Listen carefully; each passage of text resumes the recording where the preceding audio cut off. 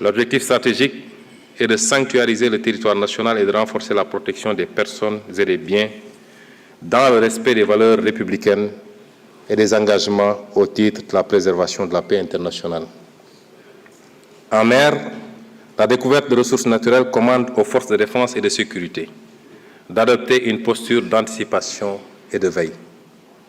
À cet égard, le processus de transformation profonde des forces de défense, de sécurité intérieure et de sécurité civile, le processus de transformation profonde des forces de défense, de sécurité intérieure et de sécurité civile à initier devra permettre de poser les jalons de la marche du pays vers une souveraineté effective et multidimensionnelle.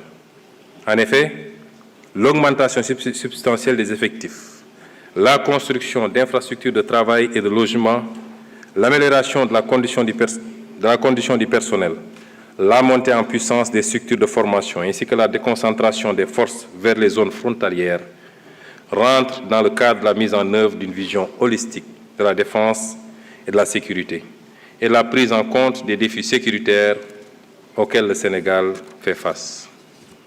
Un plan d'urgence visant à résorber les gaps capacitaires critiques permettra d'acquérir des équipements majeurs et de renforcer les infrastructures. Par ailleurs, l'analyse du contexte actuel laisse apparaître à l'évidence une nécessité de redimensionner les forces de défense et de sécurité en termes d'organisation, de capacité et de maillage opérationnel des espaces terrestres, maritimes et aériens. C'est dans cet esprit qu'un projet de loi de programmation militaire à l'horizon 2035 sera proposé à votre auguste Assemblée très prochainement. Les actions prioritaires pour les forces de défense et de sécurité porteront aussi sur l'amélioration des relations avec la population par la réalisation de projets à fort impact socio-économique, par le renforcement de la citoyenneté et la promotion de l'esprit de sécurité et de défense. La transformation de la perception et de l'image des forces de défense et de sécurité, la mise en place d'un cadre d'interaction efficace pour l'amélioration, l'accueil et réduire les délais de traitement des dossiers, la création d'une plateforme de traitement des dossiers, la création d'une plateforme digitale d'information et la réduction des accidents de la circulation sont autant d'actions qui polarisent les efforts. Cela commande de finaliser le processus de départementalisation de la sécurité dans toutes ses dimensions, gendarmerie, police et sécurité civile. De prendre les dispositions idoines pour assurer une présence permettant de réduire les délais d'intervention, de décentraliser l'intervention spécialisée, de renforcer les capacités techniques des unités d'investigation en police judiciaire et d'activer des unités spécialisées en milieu maritime, aérien et ferroviaire. Monsieur le Président de l'Assemblée nationale, Mesdames et Messieurs les honorables députés, notre engagement panafricain sera renforcé. Le Sénégal est déterminé à jouer un rôle accru en Afrique et sur la scène internationale.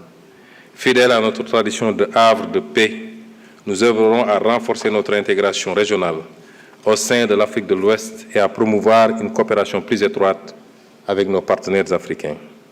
Conformément aux instructions du chef de l'État, le Sénégal ratifiera le protocole de Malabo de 2014 qui vise à ériger le Parlement panafricain en une institution législative et à part entière. Dans la même foulée, nous passerons en revue tous les traités et protocoles régionaux afin de nous mettre à jour pour ce qui concerne la ratification, leur incorporation dans notre droit interne et leur mise en œuvre. Nous nous évertuerons à être un pays modèle dans le domaine de l'intégration régionale en Afrique et soutiendrons activement les chantiers de la CEDEAO. Le Sénégal renforcera, comme jamais auparavant, ses relations avec les pays africains frères. Nous œuvrons sans relâche à favoriser les relations entre les secteurs privés et milieux d'affaires africains et ouest-africains afin de développer le commerce intra-africain et interrégional en exploitant les facilités offertes par la ZLECAf et la CEDEAO notamment.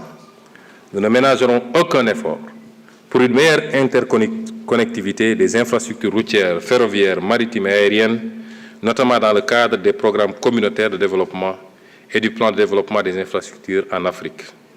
Parallèlement, notre pays apportera toute sa contribution à la réussite du grand projet de gazoduc africain atlantique qui impacte la quasi-totalité des pays africains de l'Ouest.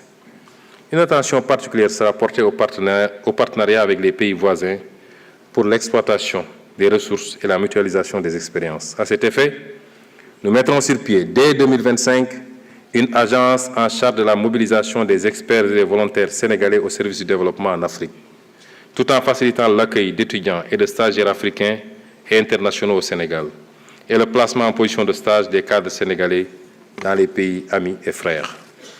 Il en sera de même sur le plan monétaire, où nous poursuivrons les discussions pour que la monnaie soit plus en adéquation avec les besoins de l'économie régionale. Quant à nos compatriotes de la diaspora, je salue une fois de plus leur apport inestimable à l'œuvre de construction nationale. Le gouvernement lancera un vaste programme de recensement des Sénégalais de l'extérieur pour mieux valoriser leur potentiel grâce à des programmes adaptés.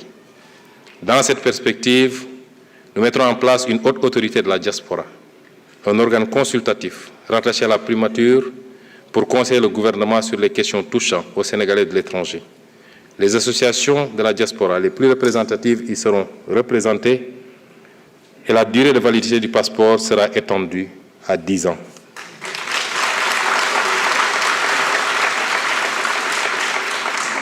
Le gouvernement nommera des magistrats de liaison dans certains postes au-delà de l'entrée judiciaire. Le magistrat de liaison prodiguera des conseils juridiques aux compatriotes tout en les aidant dans les procédures judiciaires. En outre, nous entendons créer les conditions de mise en place d'une banque de la diaspora.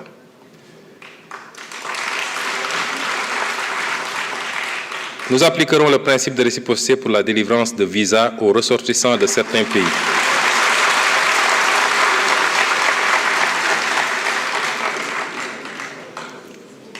Nous appliquerons le principe de réciprocité pour la délivrance de visas aux ressortissants de certains pays qui l'exigent à nos ressortissants.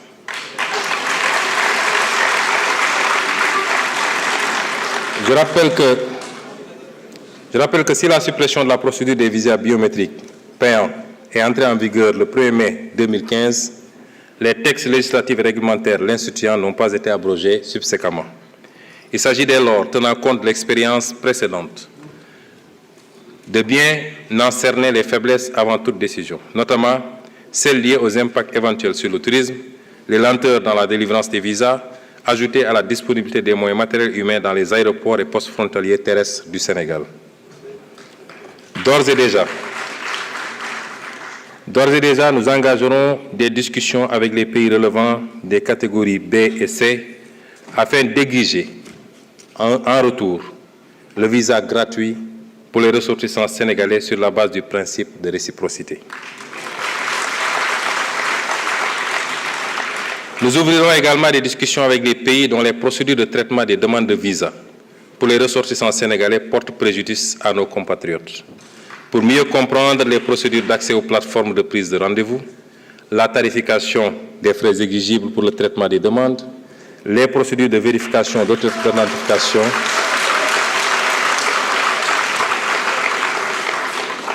la tarification des frais exigibles pour le traitement des demandes, les procédures de vérification d'authenticité et de transmission des documents d'état civil. Enfin, le gouvernement apportera une solution idoine à l'immigration clandestine. D'abord par la mise en œuvre d'une politique de développement et de lutte contre la pauvreté portée par la Vision 2050, ensuite par le renforcement des dispositifs de lutte contre la migration irrégulière, en multipliant les contrôles et en renforçant les sanctions, mais également par la promotion d'une migration régulière en partenariat avec les pays d'accueil et de transit des migrants, ainsi que le soutien aux initiatives de retour volontaire et à la réintégration. Il s'agira de lutter avec la même détermination aussi contre la migration irrégulière de nos ressources naturelles et financières du fait de contrats léonins dans les secteurs miniers, pétrogaziers et halieutiques, dans l'attribution de marchés publics et de biens, services et infrastructures à des intérêts étrangers. Monsieur le Président de l'Assemblée nationale, Mesdames et Messieurs les honorables députés, chers invités, nous allons accompagner tous ces programmes de quelques réformes clés dont certains ont déjà été cités lors de mes développements. Les programmes de développement économique et social durable que je viens de retracer ne peuvent aboutir que si nous réussissons au préalable à consacrer fermement la bonne gouvernance et la transparence dans la gestion publique dans notre pays.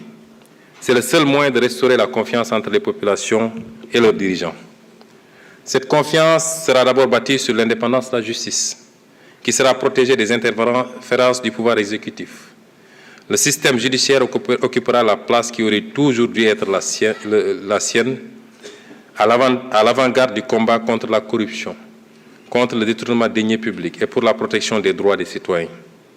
Nous nous appuierons sur les conclusions consensuelles tirées des assises de la justice pour engager très bientôt les réformes à apporter à notre système judiciaire. La participation accrue des citoyens dans la gestion publique par la matérialisation d'une véritable démocratie participative au niveau central comme au niveau local renforcera également l'adhésion des citoyens aux institutions de la République. Une loi d'accès à l'information publique conférera aux citoyens le droit d'exiger toute information publique aux représentants de l'État sous certaines conditions. Et toutes les administrations avec autonomie de